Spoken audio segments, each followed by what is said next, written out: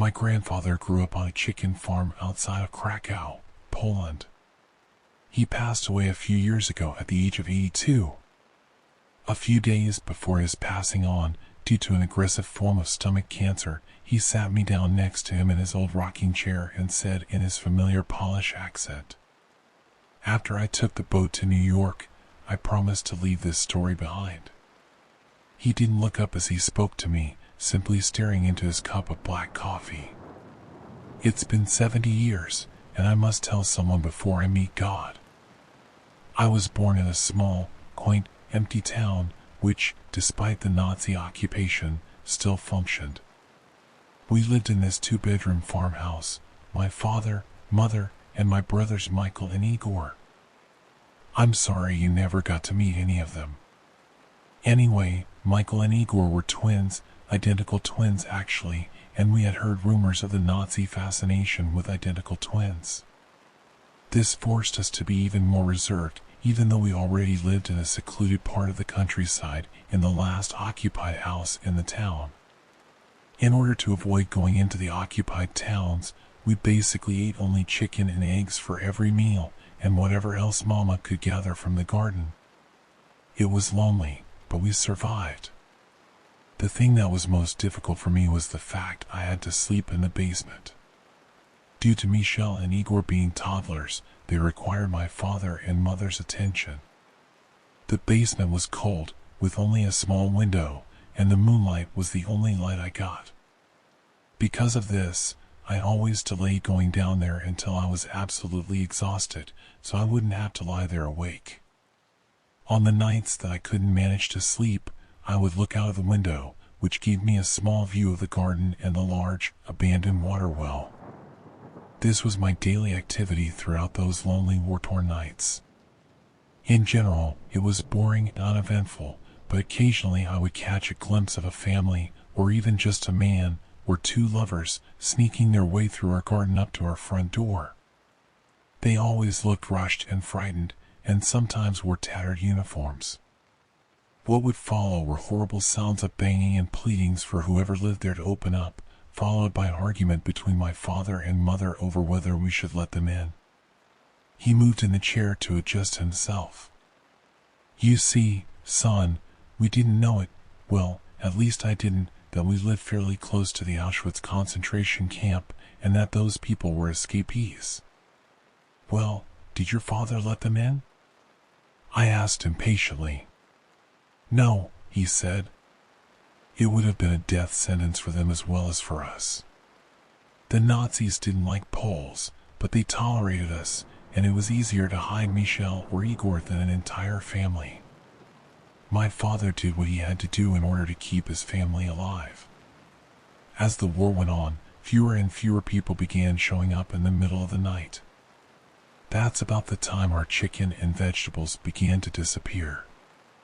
Losing our only supply of food would not have been tolerable, and at that point, my father suspected it was the escapees, so he built a fence around our property. Despite this, the chickens continued to disappear.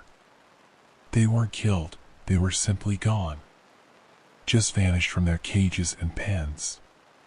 One night, I decided to stay up myself in order to see if I could find out the answer. I battled my tiredness until the wee hours of the morning, and despite the poor lighting and rain, I caught a glimpse of what seemed to be a human figure run across the garden. I rushed upstairs to tell my father, and he ran outside with a knife, the best home defense weapon we could afford, but we found nothing. No one. The next day we did find something, though. Footprints. Leading from the chicken cages to the water well. They were made in the wet mud from the rain, and they were of bare feet. No shoes. No socks. Just feet. My father had mercy on the man who was trying to find refuge and left him a note, indicating that he had 2 days to leave and then he would begin to seal the well. I waited impatiently for my grandfather to tell me about the fate of the man. The following night, I got the idea to take a blanket down the well to the man since winter was creeping in. I waited until my parents were asleep and I snuck outside.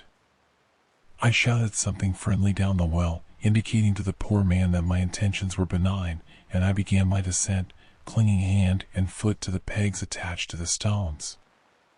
As I neared the bottom, I smelled something absolutely horrific, and I pulled my father's flashlight from my pocket to try and shine it on the man. It was then I came to the realization of just how large the well was, having been used to supply water for the entire town and its families in the past.